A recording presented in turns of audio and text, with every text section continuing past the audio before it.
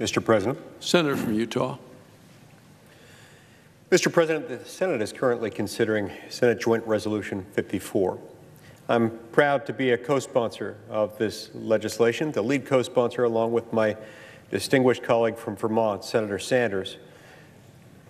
He and I, along with Senator Murphy and a number of other members of this body, have engaged in this bipartisan effort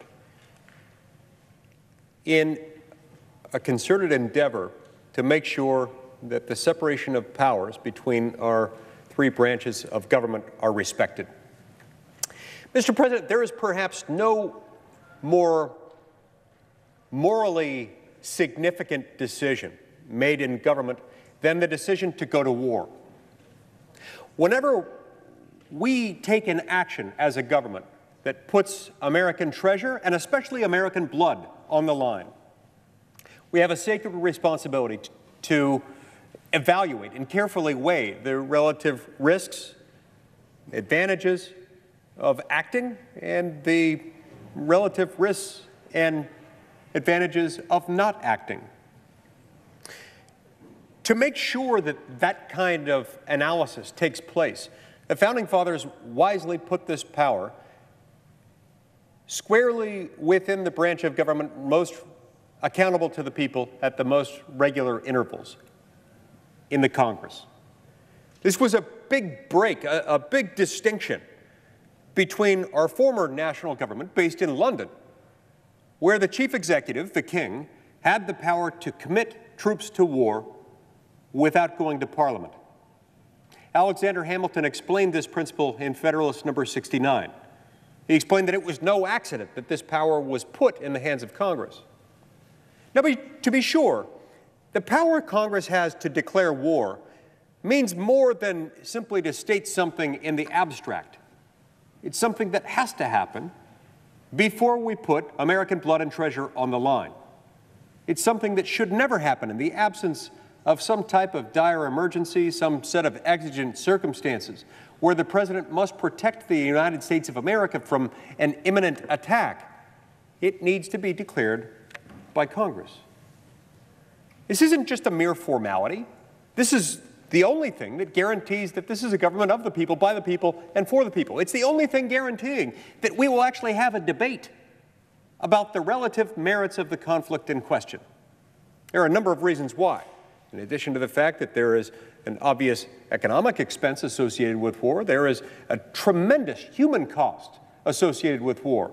On our side, on the side of those among whom we might be fighting, and on the side of those against whom we might be fighting. This particular conflict in Yemen provides one of many examples of the moral perilousness associated with war, of the many moral questions brought about as a result of war. We're involved in a conflict half a world away. We're involved in providing targeting assistance, mid-air refueling, reconnaissance, surveillance. We're involved in this conflict as co-belligerents. As we are involved in that, we're responsible in one way or another, not only for the American lives that might one day be directly implicated in this conflict more than they are today, because we know how wars go, we know how they tend to spread, we know how once we put the good name of the United States of America on the line, we're understandably reluctant to walk away from it because of what that might say to the rest of the world.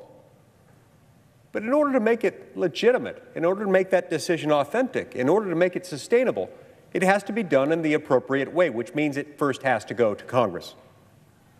Now, many of my colleagues will argue, and in fact, some of them have argued just within the last few minutes, that we're somehow not involved in a war in Yemen. My distinguished friend and colleague, the senator from Oklahoma, came to the floor a little while ago, and he said, we are not engaged in direct military action in Yemen. Let's peel that back for a minute. Let's figure out what that means. I'm not sure what the distinction between direct and indirect is here, maybe in a very technical sense, or under a definition of warfare or military action that's long since been rendered outdated. We're not involved in that, but we are involved in a war. We're co-belligerents. The minute we start identifying targets, or as Secretary James Madison put it about a year ago in December of 2017, the minute we're involved in the decisions involving making sure that they know the right stuff to hit, that's involvement in a war. And that's pretty direct. The minute we send up U.S. military aircraft to provide mid-air refueling assistance for Saudi jets en route to bombing missions, to combat missions on the ground in Yemen, that is our direct involvement in war. Now, if you don't agree with me, ask any one of our armed services personnel who are involved in this effort. I would imagine, Mr. President, they would beg to differ. I would imagine, Mr. President, that the parents, the children, the family members, the loved ones of these brave men and women who have been involved in this effort would beg to differ when told that we're not involved in a war in Yemen. In any event, regardless of how you define war, regardless of what significance you might attach to direct versus indirect military involvement in a civil war half a world away, it still triggers the constitutional requirement that Congress, and not merely the President, decide that we're going to get involved in this war. Now, look, I understand there are some competing powers in the Constitution. It was set up deliberately that way. And there is some arguable gray area between, on the one hand, the outer limits of the President's executive authority as the Commander-in-Chief of the Armed Forces, and on the other hand, the power enjoyed exclusively by Congress to declare war. Because there is some gray area, some matters on which people of reasonable minds might disagree as to where a war begins, Congress several decades ago adopted the War Powers Act in an effort to try to delineate the respective powers of these branches. Congress decided, among other things, that it would be significant anytime we got involved in hostilities. Now, many of my colleagues will argue, and many of them have argued, this very day, in fact, that we are not involved in hostilities in Yemen, and therefore the War Powers Act is not triggered. Yeah, there are a couple of problems with that argument. One, it's just categorically untrue for the reasons I mentioned a minute ago.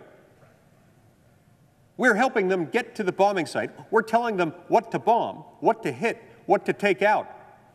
That's rather direct involvement in war. Increasingly these days, our wars are high-tech. Our wars very often involve cyber activities. They involve reconnaissance, surveillance, target selection, mid-air refueling. It's hard, it's in many cases impossible to fight a war without those things.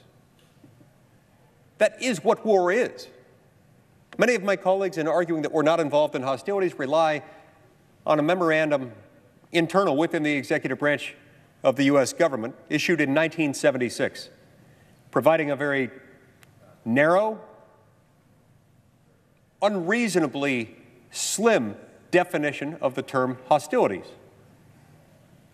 They define hostilities in a way that might have been relevant, might have been accurate, perhaps in the mid-19th century. But, Mr. President, we no longer live in a world where you've got a war as understood by two competing countries lined up on opposite sides of a battlefield, engaged in direct exchanges of fire, one against another, at relatively short range.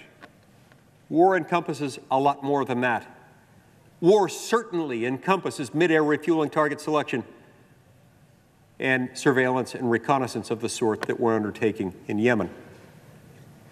Moreover, separate and apart from this very narrow, unreasonably slim definition of hostilities, as determined by this internal executive branch document from 1976 containing the outdated definition, we ourselves, under the War Powers Act, don't have to technically be ourselves involved in hostilities, it is triggered so long as we ourselves are sufficiently involved with the armed forces of another nation, when those armed forces of another nation are themselves involved in hostilities. And I'm speaking of course here, Mr. President, in reference to the War Powers Act provisions codified at 50 U.S.C. Section 1547C.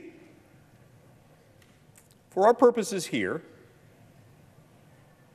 it's important to keep in mind what that provision says. It says, for purposes of this chapter, under the War Powers Act, the term introduction of United States Armed Forces includes the assignment of members of such armed forces to command, coordinate, participate in the movement of, or accompany the regular or irregular military forces of any foreign country or government when such military forces are engaged or there exists an imminent threat that such forces will become engaged in hostilities. In what sense, on what level, on what planet are we not involved in the commanding, in the coordination, in the participation, in the movement of, or in the accompaniment of the armed forces of the Kingdom of Saudi Arabia and the Kingdom of Saudi Arabia-led coalition in the civil war in Yemen? I challenge anyone to explain that to me, how it is that we are not involved in the way described by 50 U.S.C. Section 1547C. We are. And because we are, under this power-sharing agreement reached in the War Powers Act in place over the last 4 or 5 decades, we need to follow those procedures. And it's one of the reminders that we have that we need to respect the separation of powers. Now, we first brought up this resolution, or one like it, earlier this year, about 8 or 9 months ago. At the time we brought it up, when we got it to the Senate floor, we utilized the privileged status accorded to resolutions like these in order to secure a vote on the Senate floor to try to bring this bill out of committee. At the time, sadly, we received only 44 votes to get it out of committee. That wasn't enough. Fast forward a few months, and week before last, we voted on it again. Essentially, the same vote resulted in 63 members of this body supporting the idea of advancing it out of committee. Then today, we moved to consideration of this bill.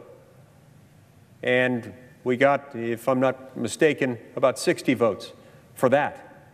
I'm thrilled. I'm ecstatic that we had that result. And I look forward to my colleagues passing Senate Joint Resolution 54 in the coming days. I urge my colleagues to vote for it. I suggest, however, it would have been even better had we done it sooner. What, you might ask, changed? What changed between when we voted for this a few months ago, when we fell short of the votes we needed, and when we brought it up week before last to discharge it out of committee, and then voted today to move to the bill? Well, a number of things have happened. First, the war in Yemen has continued. We've had a whole lot of people killed in Yemen as a result of this civil war. We've had a whole lot more people in Yemen die as a result of causes related to that war. There's been starvation. There have been all kinds of atrocities that have accompanied that war. Now, I know this is war. Well, war inevitably involves atrocities. War inevitably leads to some people dying as a result of a direct kinetic attack, and it almost inevitably leads to other people dying as a result of starvation or subjected to other violent acts or tragic outcomes. I get it. That's what war does. And that is precisely, Mr. President, why it is unconstitutional and morally bankrupt for us to get involved in a war without the people's elected representatives in Congress voting to do so, without us having the ability to debate it, to discuss it, and to vote affirmatively, to put our brave young men and women in harm's way to engage in that war. So what else changed? In addition to the fact that this war has gone on with a lot of death and suffering and misery by a whole lot of innocent people, we've also seen that when we pull back the mask a little bit, when we pull back the curtains and we look into exactly who we're fighting for and why we're fighting, people understandably got a little freaked out.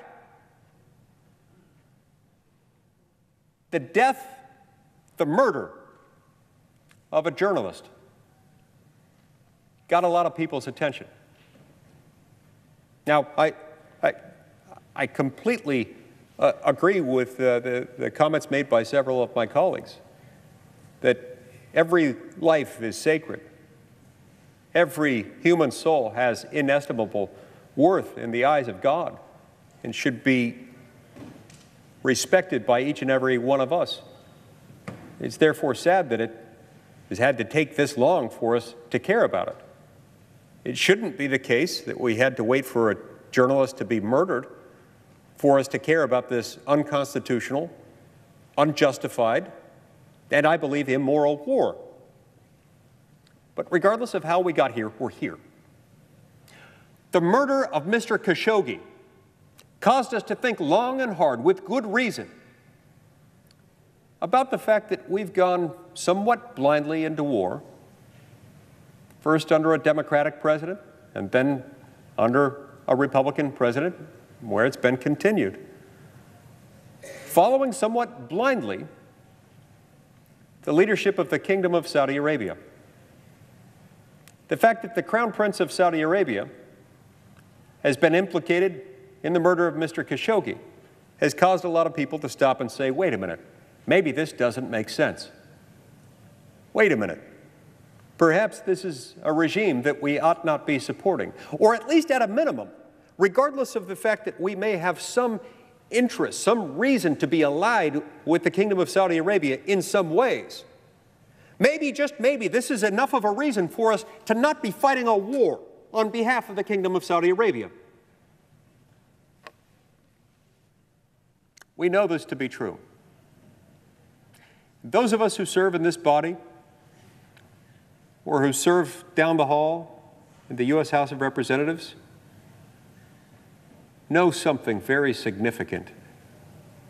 That if we went to almost any one of our constituents in any part of the country and we asked them, why should the United States of America, the greatest military power, the greatest republic, arguably the greatest civilization the world has ever known, why should we be putting American blood and treasure on the line to fight as co-belligerents in a civil war half a world away in Yemen? If we ask that question, we know that 99 times out of 100, perhaps 999 times out of 1,000, we know that that would not result in a confident answer. We know that it would result in an answer full of uncertainty, ambiguity, grave concern, and well-justified fear for the fact that we're involved in somebody else's civil war, in a civil war in which we have no business fighting, in a civil war in which we have blindly followed the Kingdom of Saudi Arabia into conflict. This, Mr. President, is our decision to make. That war, Mr. President, results in bloodshed, in the shedding of blood that will be on our hands if we fail to exercise our constitutional prerogatives under a system of government in which we've taken an oath to uphold, protect, and defend the Constitution of the United States. I hope and expect that we will do our duty. I hope and expect that we will respect the lives of those who put their lives on the line to protect us. I urge my colleagues with all the emotion, all the passion I'm capable of summoning to vote for and pass Senate Joint Resolution 54.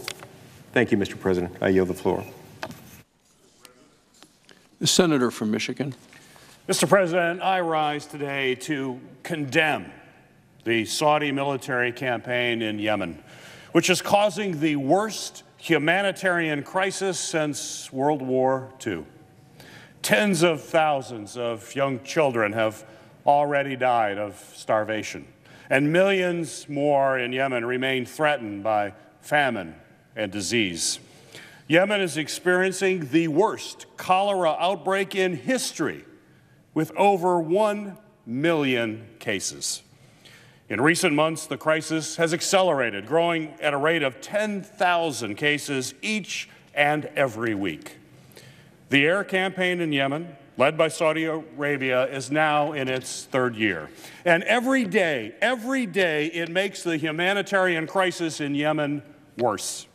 Bombs dropped by Saudi Arabia are killing women and children, destroying roads and bridges, disabling electricity and water services, and leveling schools and hospitals and mosques.